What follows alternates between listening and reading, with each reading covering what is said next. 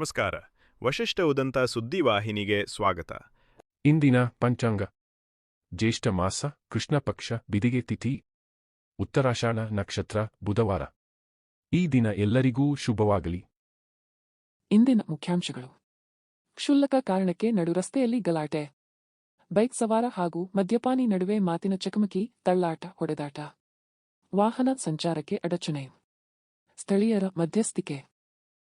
Swift city ಯೋಜನೆಗಾಗಿ 2500 ಎಕರೆ ಭೂ ಸ್ವಾಧೀನಕ್ಕೆ ಕೆಐಎಡಿಬಿ ಮುಂದು. ಫಲವತ್ತಾದ ಕೃಷಿ ಭೂಮಿ ಸ್ವಾಧೀನ ವಿರೋಧಿಸಿ ರೈತರ ಭಾರೀ ಪ್ರತಿಭಟನೆ. ಲಘು ಲಾಠಿ ಚಾರ್ಜ್.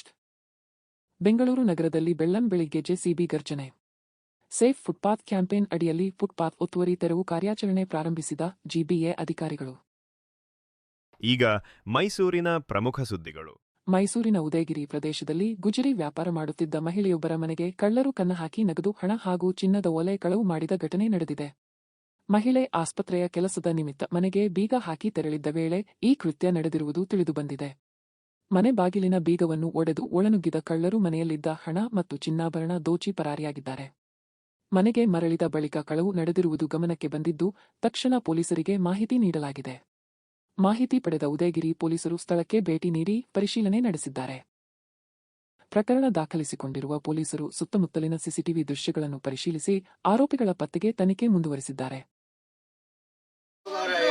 ಮತ್ತೆ ಬಂದೇ ಇಲ್ಲ. ಈಗಲೂ ಸ್ಟೇಷನ್ ಹತ್ರ ಹೋಗಿ ಬಂದ್ರು. ಇಷ್ಟೋ ತನಕ ಬರ್ತೀವಿ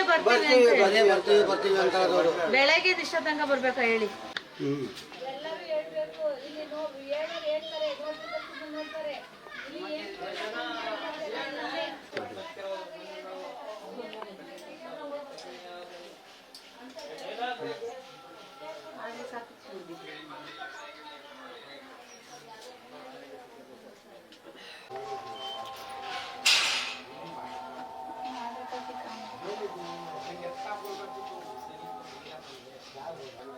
ಎಲ್ಲ ನಿಮ್ಮವರು ಹಳ್ಳಿಲಿ ಹೋಗಿ ವ್ಯಾಪಾರ ಮಾಡೋದು. ನಾನು ಕಡಾಯ ಕಟ್ಟಿ ಸಾಂಬಾರು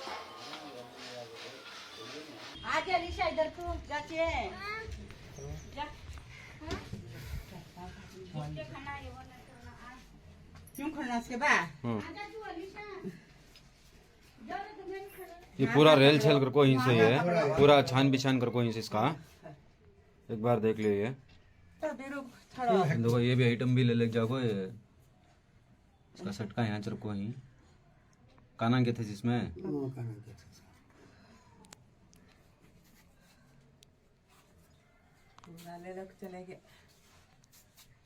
पूरा यहाँ भी औंधा अगर कोई किचन भी परस में पैसे थे. ಮೈಸೂರಿನಲ್ಲಿ ವಿಶೇಷ ಮತದಾರರ ಪಟ್ಟಿ ಪರಿಷ್ಕರಣೆ ಎಸ್ಐಆರ್ ಅಭಿಯಾನ 2ನೇ ದಿನವೂ ವೇಗವಾಗಿ ಮುಂದುವರೆದಿದೆ. ಮತದಾರರ ಮಾಹಿತಿಯನ್ನು ನವೀಕರಿಸುವ ಉದ್ದೇಶದಿಂದ ಬೂತ್ ಮಟ್ಟದ ಅಧಿಕಾರಿಗಳು, ಬಿಎಲ್ಒಗಳು ಬೆಳ್ಳಂಬೆಳಗ್ಗೆಯೇ ಮನೆ ಮನೆಗೆ ಭೇಟಿ ನೀಡಿ ಅರ್ಜಿಗಳನ್ನು ಭರ್ತಿ ಮಾಡಿಸುತ್ತಿದ್ದಾರೆ. ಕುಟುಂಬದ ಸದಸ್ಯರು ಕೆಲಸಕ್ಕೆ ತೆರಳುವ ಮುನ್ನವೇ ಮಾಹಿತಿ ಸಂಗ್ರಹಿಸುವ ಮೂಲಕ ಯಾವುದೇ ಅರ್ಹ ಮತದಾರರು ಪಟ್ಟಿಯಿಂದ ಹೊರಗುಳಿಯದಂತೆ ಮುನ್ನೆಚ್ಚರಿಕೆ ವಹಿಸಲಾಗುತ್ತಿದೆ. ಮನೆ ಮಾಲೀಕರು ಅಥವಾ ಕುಟುಂಬದವರು ಲಭ್ಯವಿಲ್ಲದಿದ್ದರೆ ಅಗತ್ಯ ದಾಖಲೆಗಳನ್ನು ನಂತರ ಸಲ್ಲಿಸುವ ಕುರಿತು ಮಾಹಿತಿ ನೀಡಲಾಗುತ್ತಿದೆ. ಅಭಿಯಾನದ ಮೊದಲ ದಿನ ಸಾರ್ವಜನಿಕರಿಂದ ಉತ್ತಮ ಸ್ಪಂದನೆ ವ್ಯಕ್ತವಾಗಿದ್ದು, 2ನೇ ದಿನವೂ ಸಹಕಾರ ಮುಂದುವರೆದಿದೆ. ಅರ್ಜಿ ಭರ್ತಿ, ದಾಖಲೆ ಸಲ್ಲಿಕೆ ಅಥವಾ ಮತದಾರರ ಪಟ್ಟಿಗೆ ಸಂಬಂಧಿಸಿದ ಯಾವುದೇ ಗೊಂದಲಗಳಿದ್ದರೆ ಸಮೀಪದ ಬಿಎಲ್ಒ ಅಥವಾ ಚುನಾವಣಾ ಅಧಿಕಾರಿಗಳನ್ನು ಸಂಪರ್ಕಿಸುವಂತೆ ಸಾರ್ವಜನಿಕರಿಗೆ ಮನವಿ ಮಾಡಲಾಗಿದೆ. ವೋಟರ್ ಲಿಸ್ಟ್ ಸಿಗುತ್ತೆ. ಆ ವೋಟರ್ ಲಿಸ್ಟಲ್ಲಿ ನಿಮ್ಮದು 2002 ಲಿಸ್ಟಲ್ಲಿ ನಿಮ್ಮಿಬ್ರಿಗಂತೂ ಖಂಡಿತ ಇರುತ್ತೆ. ಅದನ್ನು ಇಲ್ಲಿ ಫಿಲ್ ಮಾಡಿ. 2002 ವೋಟರ್ ಲಿಸ್ಟಲ್ಲಿ ಏನು ಇನ್ಫಾರ್ಮೇಷನ್ ಇರುತ್ತೋ ಅದು ಫಿಲ್ ಮಾಡಿ. ನಿಮ್ಮ ಮಗಳು ಹೌದು 2002ರಲ್ಲಿ ಇಲ್ಲ.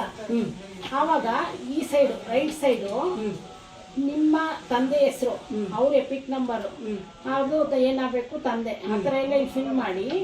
ಪ್ರೆಸೆಂಟ್ ಏನಿದೆಯೋ ಅದನ್ನು ಇಲ್ಲಿ ಫಿಲ್ ಮಾಡಿ. ಒಂದು ಫಾರ್ಮ್ ನಮಗೆ ಕೊಡಬೇಕು, ಒಂದು ಫಾರ್ಮ್ ನೀವು ಇಟ್ಕೋಬೇಕು. ಇದು ಫಿಲ್ ಆದಮೇಲೆ ನನಗೆ ಕರಿ ಮೇಡಮ್, ನಾನು ಬಂದು ಕಲೆಕ್ಟ್ ಮಾಡ್ತೀನಿ ನನ್ನ ನಂಬರಿಗೆ.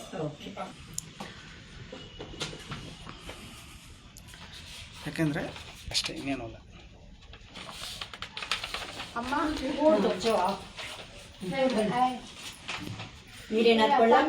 ಬೇಡ, ಇದು ಅಪ್ಪಾಜಿದು. ಏನು ಮಾಡಬೇಕು ಮೇಡಮ್? ಒಂದು ನಿಮಿಷ. ಈಗ ಅವ್ರು ಹೇಳ್ತಾರಲ್ಲ ನೀವು ಬೇಕಾದ್ರೆ ರೆಕಾರ್ಡ್ ಮಾಡ್ತೀವಿ ಅಷ್ಟೇ ಅಲ್ಲ ಮೇಡಮ್, ಇಲ್ಲಿ ನೋಡಿ, ಇಲ್ಲಿ 2002 ಲಿಸ್ಟ್ ಇದು ವೆಬ್ಸೈಟ್ ಇದೆ ಮೇಡಮ್. ಆ ವೆಬ್ಸೈಟಿಗೆ ಹೋದ್ರೆ 2002 ಲಿಸ್ಟ್ ಸಿಗುತ್ತೆ ನಿಮಗೆ. 2002 ನಿಮ್ಮ ಅಪ್ಪಾಜಿ ಅಮ್ಮನ ಇದ್ದೇ ಇರುತ್ತೆ ಸಾಮಾನ್ಯ. ಅವ್ರದ್ದು ಈ ಕಡೆ ಫಿಲ್ ಮಾಡಿ ಮೇಡಮ್. ಆ ಲಿಸ್ಟ್ ತಗೊಂಡು ಈ ಕಡೆ ಫಿಲ್ ಮಾಡಿ. ಇವಾಗ ಮಾಡ್ಬೇಕಾ? ಇವಾಗಲ್ಲ, ನಾನಿನ್ನೊಂದು 4 ದಿನ ಬಿಟ್ಟು ಬರ್ತೀನಿ, ಅವಾಗ ಫಿಲ್ ಮಾಡಿ. ಈಗ ಅಪ್ಪಾಜಿ ಅಮ್ಮಂದು 2002 ಇರುತ್ತೆ, ಅದನ್ನ ಇಲ್ಲಿ ಫಿಲ್ ಮಾಡಿ. ಆಮೇಲೆ ನಿಮ್ದು 2002 ಇರಲಿಲ್ಲ ಅಲ್ವಾ, ಆವಾಗ ನಿಮ್ಮ ತಂದೆದು 2002 ಲಿಸ್ಟ್ ಇಲ್ಲೆಲ್ಲ ಫಿಲ್ ಮಾಡಿ ರೈಟ್ ಸೈಡ್. ಮೇಡಮ್, ಸುಮಾರು ಜನ ಡಬಲ್ ಕಡೆ ಓಟಿರುತ್ತೆ, 2-3 ಕಡೆ ಇರುತ್ತೆ, ಅವರೆಲ್ಲ ಡಿಲೀಟ್ ಆಗುತ್ತೆ. ಆ ಥರದವ್ರದೆಲ್ಲ ಡಿವಿಷನ್ ರಿವ್ಯೂ ಮಾಡೋಕ್ಕೆ. ಹೌದು, ಹೊಸದಾಗಿ 2002 ಆಗಿತ್ತು, 24 ವರ್ಷ ಆದಮೇಲೆ ತಿರ್ಗಾ ಮಾಡ್ತೀವಿ. ಈಗ ಹಾಸನದ ಪ್ರಮುಖ ಸುದ್ದಿಗಳು. ಹಾಸನ ನಗರದ ನಾರ್ವೆ ಹೋಟೆಲ್ ಮುಂಭಾಗ ಕ್ಷುಲ್ಲಕ ವಿಚಾರಕ್ಕೆ ಇಬ್ಬರ ನಡುವೆ ಆರಂಭವಾದ ವಾಗ್ವಾದ ನಡುರಸ್ತೆಯಲ್ಲೇ ಹೊಡೆದಾಟಕ್ಕೆ ತಿರುಗಿದ ಘಟನೆ ನಡೆದಿದೆ. ಪ್ರಾಥಮಿಕ ಮಾಹಿತಿಯ ಪ್ರಕಾರ ಬೈಕ್ ಸವಾರ ಮತ್ತು ಮದ್ಯ ಸೇವಿಸಿದ್ದಾನೆ ಎನ್ನಲಾದ ವ್ಯಕ್ತಿಯ ನಡುವೆ ಮಾತಿನ ಚಕಮಕಿ ನಡೆದು ಬಳಿಕ ಇಬ್ಬರೂ ಪರಸ್ಪರ ತಳ್ಳಾಟ ಹಾಗೂ ಕೈಕೈ ಮಿಲಾಯಿಸಿದ್ದಾರೆ. ರಸ್ತೆ ಮಧ್ಯದಲ್ಲೇ ಜಗಳ ನಡೆದ ಪರಿಣಾಮ ಕೆಲಕಾಲ ವಾಹನ ಸಂಚಾರಕ್ಕೆ ಅಡಚಣೆ ಉಂಟಾಗಿ ವಾಹನ ಸವಾರರು ನಿಧಾನವಾಗಿ ಸಂಚರಿಸಬೇಕಾದ ಪರಿಸ್ಥಿತಿ ನಿರ್ಮಾಣವಾಯಿತು.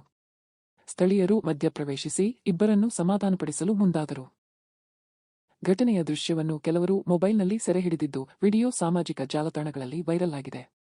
ಘಟನೆಗೆ ಸಂಬಂಧಿಸಿದಂತೆ ಪೊಲೀಸರು ಮಾಹಿತಿ ಸಂಗ್ರಹಿಸುತ್ತಿದ್ದು ಅಗತ್ಯ ಕ್ರಮ ಕೈಗೊಳ್ಳುವ ಸಾಧ್ಯತೆಯಿದೆ.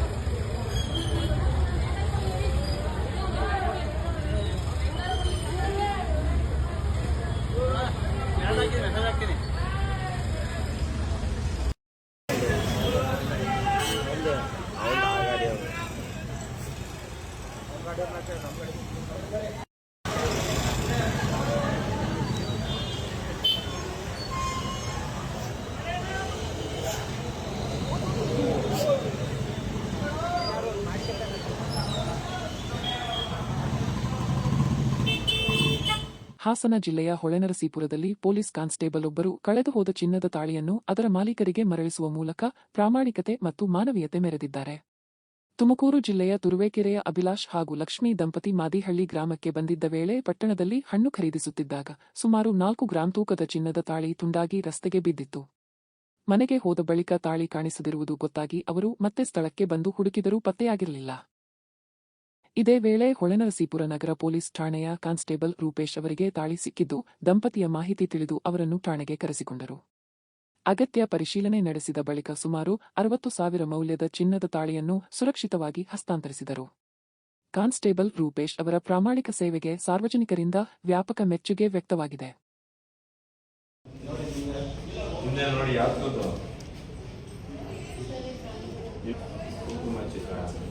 ಆಯ್ತು, ಹುಷಾರಾಗಿ ಇಟ್ಕೋಬೇಕಲ್ವಾ? ಎಷ್ಟು ಗ್ರಾಮ್ ಇದೆ ಅದು? ಸರ್, ನಮಗೆ ಹುಡುಕೊಟ್ಟಿದ್ದಕ್ಕೆ ತುಂಬಾ ಥ್ಯಾಂಕ್ಸ್ ಸರ್. ಸಿಗಲಿಲ್ಲ ಅಂದ್ರೆ ಕಷ್ಟ ಆಗಿರೋದು. ತಾಳಿನೆಲ್ಲ ಸಿಕ್ಕಿದೆ, ಕಾಸೆಲ್ಲ ಕಳೆದೋಗಿದೆ, ತಾಳಿನೆಲ್ಲ ಹುಡ್ಕೊಟ್ಟಿದ್ದೀರಾ. ಥ್ಯಾಂಕ್ಸ್ ಸರ್, ತುಂಬಾ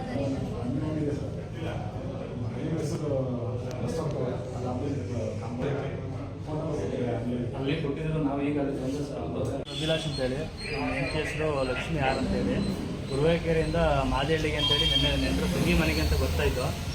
ಇಲ್ಲಿ ಹೊಳೆನರಸೀಪುರದಲ್ಲಿ ಹಣ್ಣಂಗಡಿ ಹತ್ರ ಇಳಿದು ಹಣ್ಣು ತೊಗೊಳಕ್ಕೆ ಅಂತ ಇಳಿದಾದ್ಮೇಲೆ ಹಣ್ಣು ತೊಗೊಂಡಾದ್ಮೇಲೆ ಊರಿಗೆ ಹೋದು ಅದು ತಾಳಿ ಅಲ್ಲೇ ಬಿದ್ದೋಗ್ಬಿಟ್ಟಿದೆ. ಮನೆಗೆ ಹೋಗಿ 5 ಗಂಟೆಗೆ ನೋಡ್ಕೊಂಡಿದ್ದೀವಿ, ತಾಳಿ ಸರ ಮಾತ್ರ ಇತ್ತು, ತಾಳಿ ಇರಲಿಲ್ಲ. ಆಮೇಲೆ ನಾವೇನು ಮಾಡಿದ್ರು, ನೈಟು ವಾಪಸ್ ಬಂದು ನೋಡೋಕ್ಕಾಗ್ತಿಲ್ಲ. ಬೆಳಗ್ಗೆ ಎದ್ದು ನೋಡ್ಕೊಂಡು ಹೋಗೋಣ, ಅಲ್ಲಿ ಹಣ್ಣು ಅಂಗಡಿ ಹತ್ರ ವಿಚಾರಣೆ ಮಾಡೋಣ ಅಂತೇಳಿ ಬಂದು ಅಲ್ಲಿ ಸಾಹೇಬ್ರ ಸಿಕ್ಕಿದೆ ಅಂತೇಳಿ ನಂಬರ್ ಕೊಟ್ಟೋಗಿರುತ್ತೆ. ಅದರಿಂದ ಅವ್ರು ಹೇಳಿದ್ರು, ಮಾಹಿತಿ ಕೊಟ್ಟಮೇಲೆ ನಾವು ಇಲ್ಲಿಗೆ ಸ್ಟೇಷನ್ ಹತ್ರ ಬಂದಿದ್ದೀವಿ. ಈಗ ಚಿಕ್ಕಮಗಳೂರಿನ ಪ್ರಮುಖ ಸುದ್ದಿಗಳು.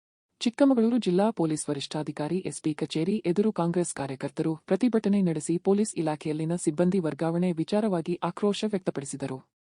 ವರ್ಗಾವಣೆ ಪ್ರಕ್ರಿಯೆಯಲ್ಲಿ ತಮ್ಮ ಅಭಿಪ್ರಾಯಕ್ಕೆ ಬೆಲೆ ನೀಡಿಲ್ಲ ಎಂದು ಆರೋಪಿಸಿದ ಪ್ರತಿಭಟನಾಕಾರರು ಕೆಲ ಪೊಲೀಸ್ ಅಧಿಕಾರಿಗಳ ವಿರುದ್ಧ ಗಂಭೀರ ಆರೋಪಗಳನ್ನು ಮಾಡಿದರು. ಅಜ್ಜಂಪುರ, ಸಿಂಗಟಕೆರೆ ಹಾಗೂ ಪಂಚನಹಳ್ಳಿ ಪೊಲೀಸ್ ಠಾಣೆಗಳ ವರ್ಗಾವಣೆಗಳಲ್ಲಿ ರಾಜಕೀಯ ಪಕ್ಷಪಾತ ನಡೆದಿದೆ ಎಂದು ದೂರಿದ ಅವರು, ಲಂಚದ ಆಧಾರದ ಮೇಲೆ ಸಿಬ್ಬಂದಿ ನಿಯೋಜನೆ ನಡೆಯುತ್ತಿದೆ ಎಂದು ಆರೋಪಿಸಿದರು. ಬಿಜೆಪಿ ಪರ ಕೆಲಸ ಮಾಡುವ ಸಿಬ್ಬಂದಿಯನ್ನು ಉಳಿಸಿಕೊಂಡು ಇತರರನ್ನು ವರ್ಗಾವಣೆ ಮಾಡಲಾಗುತ್ತಿದೆ ಎಂದು ಆಕ್ರೋಶ ವ್ಯಕ್ತಪಡಿಸಿದರು. ಈ ಕುರಿತು ಜಿಲ್ಲಾ ಎಸ್ಪಿ ಹಾಗೂ ಡಿವೈಎಸ್ಪಿ ವಿರುದ್ಧ ಸೂಕ್ತ ತನಿಖೆ ನಡೆಸಿ ಕ್ರಮ ಕೈಗೊಳ್ಳುವಂತೆ ಸರ್ಕಾರವನ್ನು ಒತ್ತಾಯಿಸಿದರು. ಆದರೆ ಈ ಆರೋಪಗಳಿಗೆ ಸಂಬಂಧಿಸಿದಂತೆ ಪೊಲೀಸ್ ಇಲಾಖೆಯಿಂದ ಅಧಿಕೃತ ಪ್ರತಿಕ್ರಿಯೆ ಇನ್ನಷ್ಟೇ ಲಭ್ಯವಾಗಬೇಕಿದೆ. ಚಿಕ್ಕಮಗಳೂರಿನಲ್ಲಿ ಭಾರತೀಯ ಕಿಸಾನ್ ಸಂಘದ ವತಿಯಿಂದ ಪರಿಸರ ದಿನಾಚರಣೆ ಅಂಗವಾಗಿ ಸಸಿ ನೆಡುವ ಹಾಗೂ ಪರಿಸರ ಜಾಗೃತಿ ಕಾರ್ಯಕ್ರಮವನ್ನು ಆಯೋಜಿಸಲಾಯಿತು. ಕಾರ್ಯಕ್ರಮದಲ್ಲಿ ಜಿಲ್ಲಾ ಅರಣ್ಯಾಧಿಕಾರಿ ಡಿಎಫ್ ಬೋರಯ್ಯ ಮಾತನಾಡಿ, ಪರಿಸರ ಸಂರಕ್ಷಣೆ ಪ್ರತಿಯೊಬ್ಬ ನಾಗರಿಕನ ಜವಾಬ್ದಾರಿಯಾಗಿದ್ದು, ಪ್ರತಿ ಮನೆಯಲ್ಲೂ ಕನಿಷ್ಠ 1 ಗಿಡ ನೆಟ್ಟು ಬೆಳೆಸುವ ಸಂಕಲ್ಪ ಮಾಡಬೇಕು ಎಂದು ಕರೆ ನೀಡಿದರು. ಪ್ಲಾಸ್ಟಿಕ್ ಬಳಕೆಯನ್ನು ಕಡಿಮೆ ಮಾಡಿ ಬಟ್ಟೆ ಚೀಲಗಳನ್ನು ಬಳಸುವ ಮೂಲಕ ಪರಿಸರ ಉಳಿಸುವಲ್ಲಿ ಎಲ್ಲರೂ ಕೈಜೋಡಿಸಬೇಕು ಎಂದರು. ಪ್ರಕೃತಿ ನಮ್ಮ ಹೆಮ್ಮೆ, ಸ್ವಚ್ಛತೆ ನಮ್ಮ ಜವಾಬ್ದಾರಿ ಎಂಬ ಸಂದೇಶದೊಂದಿಗೆ ಪರಿಸರ ಕಾಳಜಿಯ ಮಹತ್ವವನ್ನು ವಿವರಿಸಿದರು. ರೈತರ ಸಮಸ್ಯೆಗಳಿಗೆ ಸ್ಪಂದಿಸುವ ಡಿಎಫ್ ಬೋರಯ್ಯ ಅವರ ಕಾರ್ಯವೈಖರಿಯನ್ನು ಸಂಘದ ಪದಾಧಿಕಾರಿಗಳು ಮೆಚ್ಚುಗೆ ವ್ಯಕ್ತಪಡಿಸಿದರು. 1 ಗಿಡ 100 ಜೀವ, ಇಂದು ನೆಡಿ ನಾಳೆಯನ್ನು ಉಳಿಸಿ ಎಂಬ ಘೋಷಣೆಯೊಂದಿಗೆ ಪರಿಸರ ಸಂರಕ್ಷಣೆಗೆ ಜನರು ಸಕ್ರಿಯವಾಗಿ ಪಾಲ್ಗೊಳ್ಳುವಂತೆ ಕಾರ್ಯಕ್ರಮದಲ್ಲಿ ಕರೆ ನೀಡಲಾಯಿತು. ಚಿಕ್ಕಮಗಳೂರು ಜಿಲ್ಲೆಗೆ ಒಬ್ಬರು ಜನಸ್ನೇಹಿ ಅಧಿಕಾರಿ ಜಿಲ್ಲಾ ಮಟ್ಟದಲ್ಲಿ ಅವಶ್ಯಕತೆ ಇತ್ತು. ಅದಕ್ಕೆ ಪೂರಕವಾಗಿ ನಮ್ಮ ಡಿಎಫ್ಒ ಆಗಿ ಬೋರಯ್ಯ ಸರ್ ಸಿಕ್ಕಿದ್ದಾರೆ. ಇದು ನಮ್ಗಳ ಪುಣ್ಯ ಅಂತ ಹೇಳ್ಬೋದು. ಯಾಕಂದರೆ ಒಬ್ಬ ರೈತನ ಮನೆಗೆ ಸಿ ಗ್ರೇಡ್ ನೌಕರ ಆಗಿರ್ಬೋದು ಅಥವಾ ಡಿ ಗ್ರೇಡ್ ನೌಕರ ಆಗಿರ್ಬೋದು, ಯಾರೇ ಹೋದ್ರೂ ಕಾಫಿ, ಟೀ, ಹಾಲು ಅಥವಾ ಮನೆಯಲ್ಲಿರೋ ಫ್ರೂಟ್ಸು ಏನೋ ಒಂದು ಕೊಟ್ಟು ಒಂದು ವಿಶ್ವಾಸದಲ್ಲಿ ಅವ್ರನ್ನ ಕಳಿಸ್ಕೊಡ್ತಾರೆ. ಆದರೆ ಅದೇ ಒಬ್ಬ ರೈತ ಒಂದು ಕಚೇರಿಗೆ ಹೋದರೆ ಆ ಪ್ರೀತಿ ವಿಶ್ವಾಸ ಸಿಗಲ್ಲ. ಸೊ ಯಾಕಂತ ನಾನು ಈ ಮಾತು ಹೇಳ್ತೀನಿ ಅಂತಂದರೆ, ಇವತ್ತು ರಾಜಕೀಯ ಬಿಟ್ಟು ಒಂದು ಸಂಘಟನೆ ಬಲ ಆಗ್ತಿದೆ ಅಂದರೆ ಜನಸಾಮಾನ್ಯರೇ ಅದಕ್ಕೆ ಬಲಪಡಿಸಬೇಕು, ಇನ್ಯಾರೂ ಬೆಲೆ ಕೊಡಲ್ಲ. ಹಾಗಾಗಿ ನಾವು ಹೋದಾಗ ಒಂದು ಸಾಮಾನ್ಯರಿಗೆ, ಜನಸಾಮಾನ್ಯರಿಗೆ ಬೆಲೆ ಕೊಟ್ಟು, ಒಂದು ರಾಜಕೀಯ ರೈತ ಸಂಘಟನೆಗೆ ಬೆಲೆ ಕೊಟ್ಟು ಹೋಗೊಟ್ಟು ಈ ಒಂದು ಕಾರ್ಯಕ್ರಮಕ್ಕೆ ಬಂದು ಈ ಕಾರ್ಯಕ್ರಮನ ನಮ್ಮ ಡಿಎಫ್ಒ ಸರ್ ಯಶಸ್ವಿಗೊಳಿಸಿದ್ದಾರೆ. ಇಂಥ ಒಂದು ಅಧಿಕಾರಿನ ಪಡೀಲಿಕ್ಕೆ ನಾವು ಪುಣ್ಯವಂತರು ಅಂತ ನಾನು ಹೇಳ್ತೀನಿ. ಈಗ ರಾಜ್ಯ ಮತ್ತು ರಾಷ್ಟ್ರೀಯ ಸುದ್ದಿಗಳು. ಬೆಂಗಳೂರು ನಗರ ಜಿಲ್ಲೆ ಆನೇಕಲ್ ತಾಲೂಕಿನ ಮುತ್ತಾನಲ್ಲೂರಿನಲ್ಲಿ ಸ್ವಿಫ್ಟ್ ಸಿಟಿ ಯೋಜನೆಗಾಗಿ ಸುಮಾರು 2500 ಎಕರೆ ಫಲವತ್ತಾದ ಕೃಷಿ ಭೂಮಿಯನ್ನು ಸ್ವಾಧೀನಪಡಿಸಿಕೊಳ್ಳಲು ಕರ್ನಾಟಕ ಕೈಗಾರಿಕಾ ಪ್ರದೇಶಾಭಿವೃದ್ಧಿ ಮಂಡಳಿ ಕೆಐಎಡಿಬಿ ಮುಂದಾಗಿರುವುದಕ್ಕೆ ರೈತರು ತೀವ್ರ ವಿರೋಧ ವ್ಯಕ್ತಪಡಿಸಿದ್ದಾರೆ. ಭೂ ಸ್ವಾಧೀನ ಪ್ರಕ್ರಿಯೆ ಕೈಬಿಡುವಂತೆ ಒತ್ತಾಯಿಸಿ ಪ್ರತಿಭಟನೆ ನಡೆಸಿದ ರೈತರು ಕೆಐಎಡಿಬಿ ಕಚೇರಿಗೆ ಮುತ್ತಿಗೆ ಹಾಕಲು ಮುಂದಾದರು. ಈ ವೇಳೆ ಚೆಕ್ಪೋಸ್ಟ್ ಬಳಿ ಪೊಲೀಸರು ಪ್ರತಿಭಟನಾಕಾರರನ್ನು ತಡೆದಿದ್ದು ಪರಿಸ್ಥಿತಿ ಉದ್ವಿಗ್ನಗೊಂಡಿತು. ಬಳಿಕ ನಡೆದ ತಳ್ಳಾಟ ನೂಕಾಟದ ನಡುವೆ ಪೊಲೀಸರು ಲಾಠಿ ಪ್ರಹಾರ ನಡೆಸಿದರು ಎಂದು ಪ್ರತಿಭಟನಾಕಾರರು ಆರೋಪಿಸಿದ್ದಾರೆ. ಭೂಮಿ ಕಳೆದುಕೊಂಡರೆ ಜೀವನಾಧಾರವೇ ನಾಶವಾಗಲಿದೆ ಎಂದು ರೈತರು ಆತಂಕ ವ್ಯಕ್ತಪಡಿಸಿದ್ದು, ಸರ್ಕಾರ ಭೂ ಸ್ವಾಧೀನ ಪ್ರಕ್ರಿಯೆಯನ್ನು ಮರುಪರಿಶೀಲಿಸಿ ರೈತರ ಹಿತಾಸಕ್ತಿಯನ್ನು ಕಾಪಾಡಬೇಕು ಎಂದು ಆಗ್ರಹಿಸಿದ್ದಾರೆ. ಘಟನೆ ಹಿನ್ನೆಲೆಯಲ್ಲಿ ಸ್ಥಳದಲ್ಲಿ ಬಿಗಿ ಪೊಲೀಸ್ ಬಂದೋಬಸ್ತ್ ಕಲ್ಪಿಸಲಾಗಿದೆ.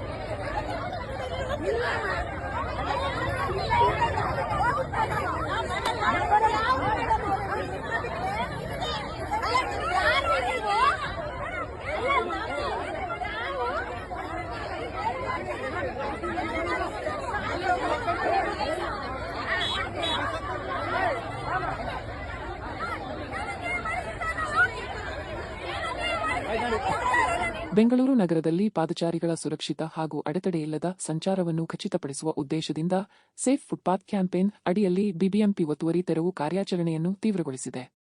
ಇದರ ಭಾಗವಾಗಿ ಕತ್ರಿಗುಪ್ಪೆ ಪ್ರದೇಶದಲ್ಲಿ ಫುಟ್ಪಾತ್ಗಳ ಮೇಲೆ ನಿರ್ಮಿಸಲಾಗಿದ್ದ ಅಕ್ರಮ ಕಟ್ಟಡಗಳು, ಅಂಗಡಿ ವಿಸ್ತರಣೆಗಳು ಹಾಗೂ ಇತರೆ ಒತ್ತುವರಿಗಳನ್ನು ಜೆಸಿಬಿ ಯಂತ್ರಗಳ ಸಹಾಯದಿಂದ ತೆರವುಗೊಳಿಸಲಾಯಿತು. ಕಾರ್ಯಾಚರಣೆ ವೇಳೆ ಯಾವುದೇ ಅಹಿತಕರ ಘಟನೆ ನಡೆಯದಂತೆ ಪೊಲೀಸ್ ಬಂದೋಬಸ್ತ್ ಕಲ್ಪಿಸಲಾಗಿತ್ತು. ಪಾದಚಾರಿಗಳಿಗೆ ಸುರಕ್ಷಿತವಾಗಿ ಸಂಚರಿಸಲು ಅನುಕೂಲವಾಗುವಂತೆ ಸಾರ್ವಜನಿಕ ಸ್ಥಳಗಳನ್ನು ಮುಕ್ತಗೊಳಿಸುವುದು ಈ ಅಭಿಯಾನದ ಪ್ರಮುಖ ಉದ್ದೇಶವಾಗಿದೆ ಎಂದು ಅಧಿಕಾರಿಗಳು ತಿಳಿಸಿದ್ದಾರೆ. ನಗರದ ಇತರೆ ಪ್ರದೇಶಗಳಲ್ಲಿಯೂ ಇದೇ ಮಾದರಿಯ ಕಾರ್ಯಾಚರಣೆ ಮುಂದಿನ ದಿನಗಳಲ್ಲಿ ಮುಂದುವರಿಯಲಿದ್ದು, ಸಾರ್ವಜನಿಕರು ಹಾಗೂ ವ್ಯಾಪಾರಿಗಳು ನಿಯಮಗಳನ್ನು ಪಾಲಿಸಿ ಸಹಕರಿಸುವಂತೆ ಬಿಬಿಎಂಪಿ ಮನವಿ ಮಾಡಿದೆ.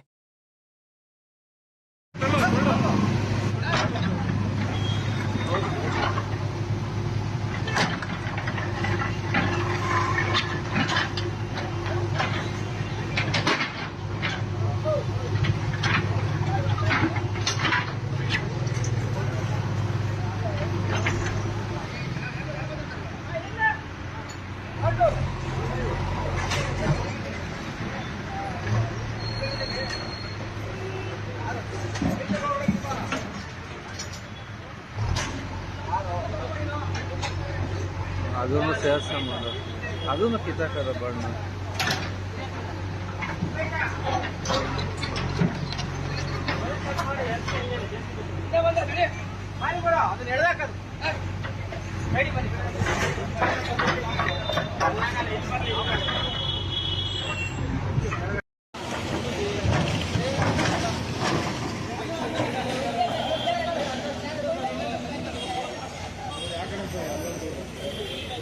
ಅಲ್ಲಿ ಬಾ, ಅಲ್ಲಿ ಎಲ್ಲ ಸ್ವಲ್ಪ ಹಿಂದಕ್ಕೆ ಹೋಗಿ, ಹಿಂದಕ್ಕೆ ತಗೊಳ್ಳಿ. ಹಾಂ,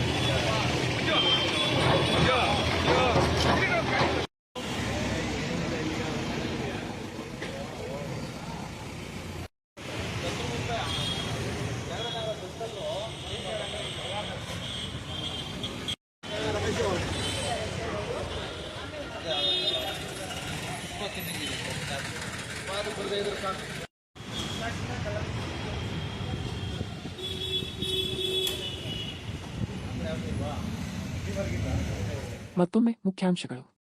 ಕ್ಷುಲ್ಲಕ ಕಾರಣಕ್ಕೆ ನಡು ರಸ್ತೆಯಲ್ಲಿ ಗಲಾಟೆ, ಬೈಕ್ ಸವಾರ ಹಾಗೂ ಮದ್ಯಪಾನಿ ನಡುವೆ ಮಾತಿನ ಚಕಮಕಿ, ತಳ್ಳಾಟ, ಹೊಡೆದಾಟ, ವಾಹನ ಸಂಚಾರಕ್ಕೆ ಅಡಚಣೆ, ಸ್ಥಳೀಯರ ಮಧ್ಯಸ್ಥಿಕೆ. ಸ್ವಿಫ್ಟ್ ಸಿಟಿ ಯೋಜನೆಗಾಗಿ 2500 ಎಕರೆ ಭೂ ಸ್ವಾಧೀನಕ್ಕೆ ಕೆಐಎಡಿಬಿ ಮುಂದು, ಫಲವತ್ತಾದ ಕೃಷಿ ಭೂಮಿ ಸ್ವಾಧೀನ ವಿರೋಧಿಸಿ ರೈತರ ಭಾರೀ ಪ್ರತಿಭಟನೆ, ಲಘು ಲಾಠಿ ಚಾರ್ಜ್. ಬೆಂಗಳೂರು ನಗರದಲ್ಲಿ ಬೆಳ್ಳಂಬೆಳಿಗ್ಗೆ ಜೆಸಿಬಿ ಗರ್ಜನೆ. ಸೇಫ್ ಫುಟ್ಪಾತ್ ಕ್ಯಾಂಪೇನ್ ಅಡಿಯಲ್ಲಿ ಫುಟ್ಪಾತ್ ಒತ್ತುವರಿ ತೆರವು ಕಾರ್ಯಾಚರಣೆ ಪ್ರಾರಂಭಿಸಿದ ಜಿಬಿಎ ಅಧಿಕಾರಿಗಳು. ಇಲ್ಲಿಗೆ ಇಂದಿನ ವಾರ್ತಾ ಪ್ರಸಾರ ಮುಕ್ತಾಯವಾಯಿತು. ಧನ್ಯವಾದಗಳು. ಈ ದಿನ ಎಲ್ಲರಿಗೂ ಶುಭವಾಗಲಿ.